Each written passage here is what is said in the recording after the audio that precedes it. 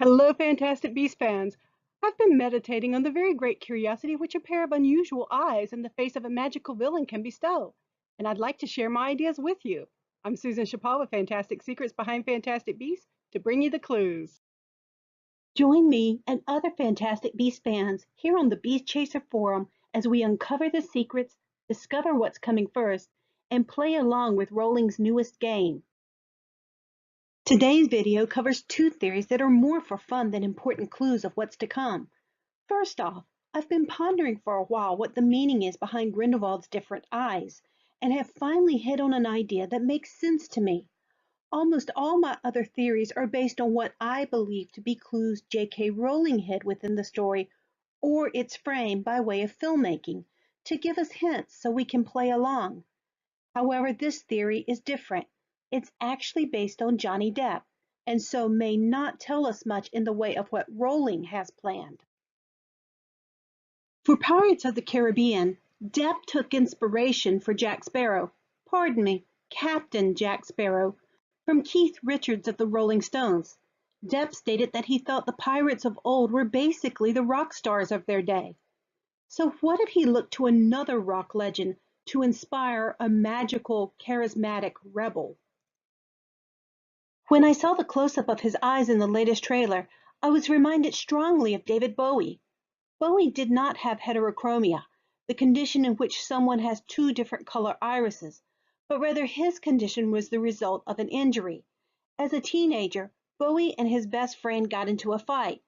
Bowie took a fist to his left eye, and the result was eye damage, with his pupil left permanently enlarged. Easy to see how this may have inspired Depp. As teens, Dumbledore and Grindelwald were best friends until a horrible fight ended their relationship. Dumbledore was left with a dead sister and an estranged brother. Could Grindelwald have been left wounded as well? Permanent damage to his eye? Although Rowling hinted that Grindelwald used Dumbledore's romantic feelings to manipulate him, like he did with Credence, the eye could symbolize pain he did suffer. Dumbledore, after all, was the closest person to him ever in regard not only to friendship, but also skill and intelligence. However it was acquired, the eye has magical connotations, opening Grindelwald up to his visions, whatever they may be, his ability to see what others cannot, perhaps into the future, perhaps into the past, perhaps beyond the veil. I don't think this would be an attempt to villainize Bowie, but rather to humanize Grindelwald by visibly showing that he was truly affected by the ending of Dumbledore's trust. But since I believe this eye to be more of Depp's design than Rowling's, I'm not sure whether it will play into the forward movement of the story, unless Rowling embraced the decision because it aligned with her own plans. On to the next theory.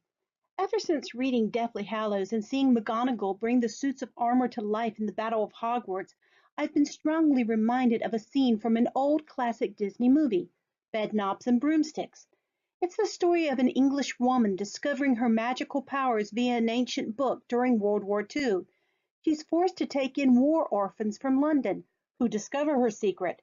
Together, they drive out invading Nazis off the coast of England. The witch, Eglantine does this by way of a spell, substitutionary locomotion, that brings the suits of armor to life, who then form a ghostly army. This movie played frequently on TV when I was young, and that army of empty uniforms and armor fascinated me. Take a look at this.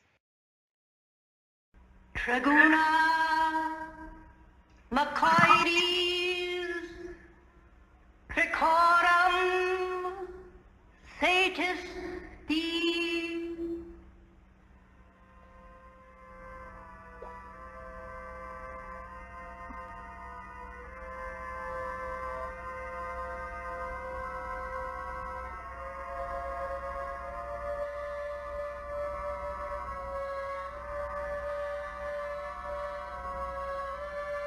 Look!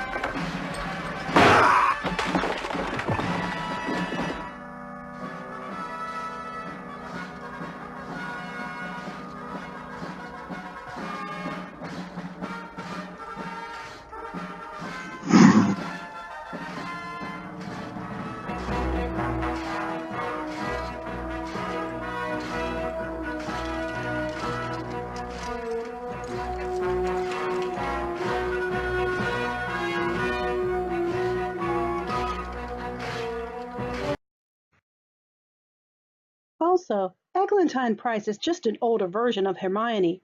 She was able to work spells from a book that others could not. She was intent on using her magic to help others and was all about the books.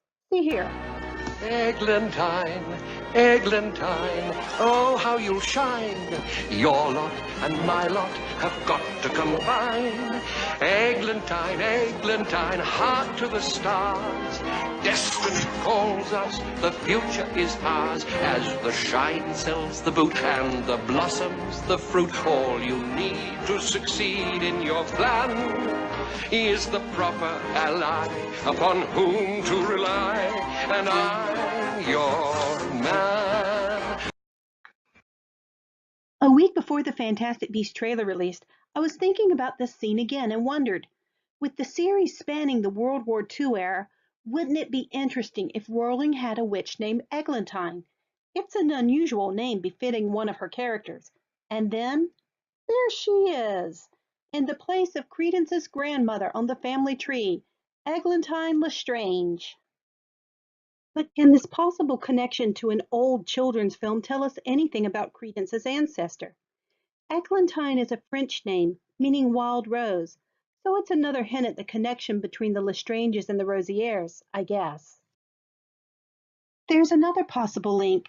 I've mentioned Chaucer's Canterbury Tales before, specifically that squire sign in FB1 and its possible relation to the Squire's Tale. Video at the link above or in the description below.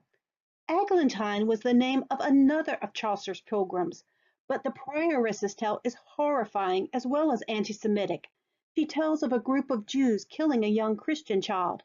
So if Rowling were using Chaucer's Eglantine as inspiration rather than Bedknobs and Broomsticks, then Credence's grandmother would have passed down a heritage of hate and intolerance rather than learning and bravery.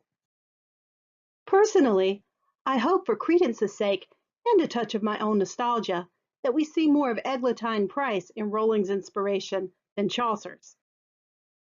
I'm really curious, how many of you have seen Bedknobs and Broomsticks? And do you think David Bowie could be the inspiration behind Grindelwald's eyes? Please share your thoughts in the comments. Be sure to subscribe so you don't miss my next video, where I'll explore more about our first trailer. And be sure to check out my newest release, Fantastic Secrets Behind Fantastic Beasts, the video book. I've linked to it in the description below. Until next time.